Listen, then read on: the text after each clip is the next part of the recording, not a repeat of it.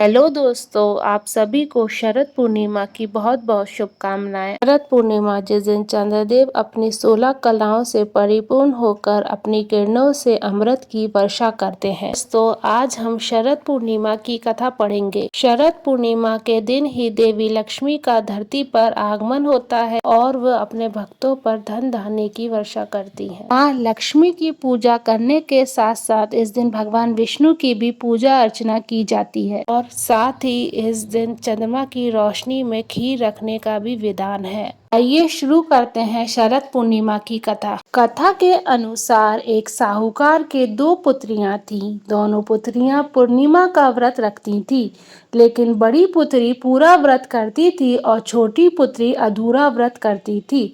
इसका परिणाम ये हुआ कि छोटी पुत्री की संतान पैदा होते ही मर जाती थी। उसने पंडितों से इसका कारण पूछा तो उन्होंने बताया कि तुम पूर्णिमा का अधूरा व्रत करती थी, जिसके कारण तुम्हारी संतान पैदा होते ही मर जाती है। पूर्णिमा का पूरा व्रत विधि पूर्वक करने से तुम्हारी संतान जीवित रह सकती है। उसने पंडितों की सलाह पर पूर्णिमा का पूरा व्रत विधि पूर्वक किया। बाद में उसे एक लड़का पैदा हुआ, जो कुछ दिन बाद ही फिर से मर गया।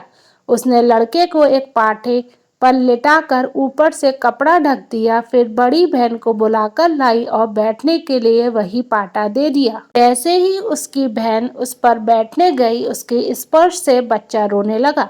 बड़ी बहन एकदम से चौंक गई। उसने कहा, अरे तू मुझे कहाँ बिठा रही थी? ये तो तेरा लाल है, अभी इसे कुछ हो जाता तो?